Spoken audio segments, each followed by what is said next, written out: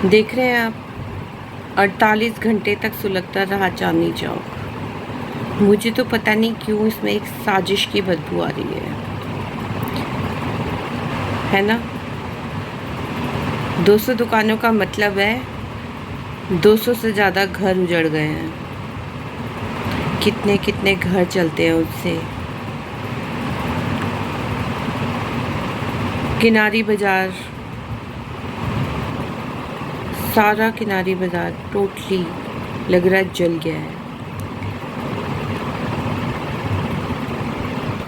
दुकानदारों की बातें सुनेंगे ना तो आपको एहसास होगा कि कपड़ा दुकानदार इंद्रजीत बताते हैं कि उनके ग्राउंड फ्लोर पर दुकान थी और सेकंड फ्लोर पर गोदाम था। 3 जनरेशन से उसी दुकान से गुजारा चलाते थे। घर की पूंजी तो गई ही, उल्टा सिर पर कर्ज और बढ़ जाएगा। जिनका पैसा नहीं चुका पाएंगे, आपको पता है पर डे करोड़ों करोड़ों की डील्स होती है वहाँ पे। क्या होगा इन बेचारों का। दूसरे हैं अनिल मार्केट में एक साड़ी की दुकान पे काम करने वाले कर्मचारी हैं राजू, जिनका कहना है कि 30 साल से वो यहीं काम कर रहे थे, लेकिन अब इस आग की वजह से वो बेरोज़गार हो गए हैं। समझ रहे ना आप, चांदनी चौक का क्या ही हाल हो रहा होगा। क्या शक्ल हो गई है उस जगह की। आज का न्यूज़पेपर उठाइए और देखिए चांदनी चौक के हाल। किनारी बाजार के प्रधान प्रदीप जैन ने कहा कि लगातार आग लगने की घटनाएं हो रही हैं और यहाँ मेन समस्या तारों के मकड़ जाल का है।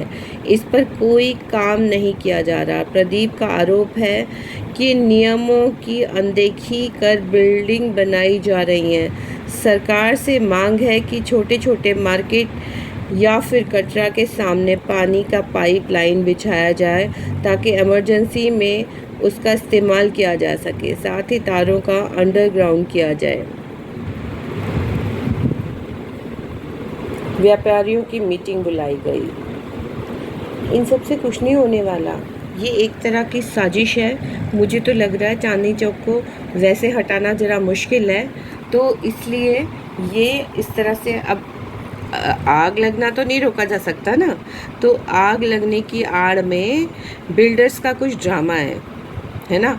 इस जगह को साफ़ कराने का बेस्ट तरीका था कि उसमें आग लगा दी जाए, ठीक है ना। इसीलिए ना ही वहाँ की कोई केयर की जाती है, ना ही वहाँ का कुछ ख्याल रखा जाता है। मतलब आज का अखबार पूरा भरा पड़ा इन चीज़ों से।